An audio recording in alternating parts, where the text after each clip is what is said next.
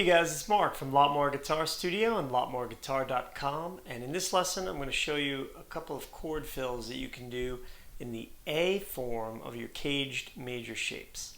So I'm going to play it in D. It's the A form, and I'm going to be here at the 5th fret on the 5th string. That's my root note. And I like to see this little triad on the top 3 strings, 7, 7, and 5.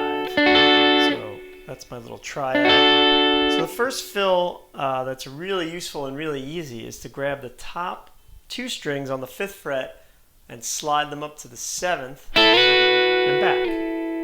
It's a nice little fill. You hear that quite a bit, and it follows the root note. So that's my D, that's my D fill. So if I want to do it in E, or do it up at the 7th, to 9th, and back.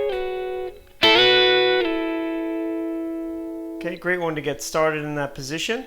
The next thing you can do is bar the top 2 strings on the 5th fret and hammer on the 7th fret of the 2nd string. And here you're trying to only hammer on the 2nd string. So that's a little tricky, but you want that nice minor 3rd interval there between the 7th fret and the 5th fret, not both of them together. So I want this sound.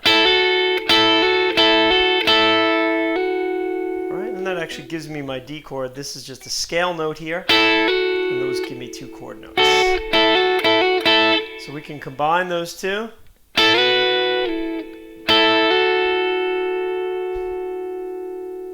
Okay, the next fill I like to do is to hammer on and off the 2nd string of the 7th fret.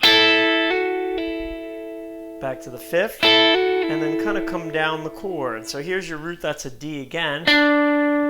And you have on the 7th fret of the 4th string, you have the 5th. So now I can come down the scale also. I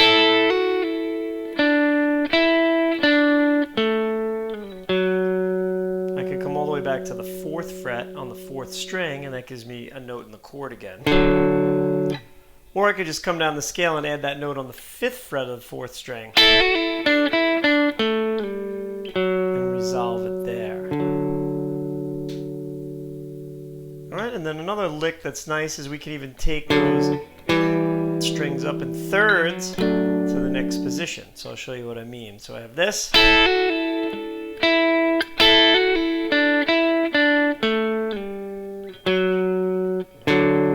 I'm sliding up to the 7th and the 5th frets there. And then I'll bring it up to the 9th and the 7th to be in the next position, which is the G form. We'll get to that in the next video.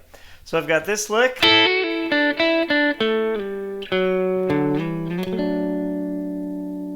So just as a quick review, here's our chord. We've got top 2 strings sliding up and down. We can hammer on only the 2nd string. And there's my root note there, so that resolves nicely. But I can keep coming down the chord and follow the scale down.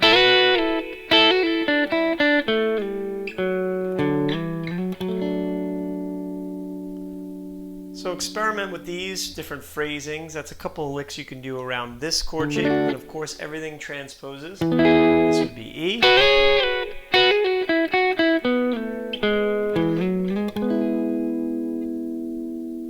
So get those under your fingers, experiment with your own variations, and I'll see you in the next video. Have fun.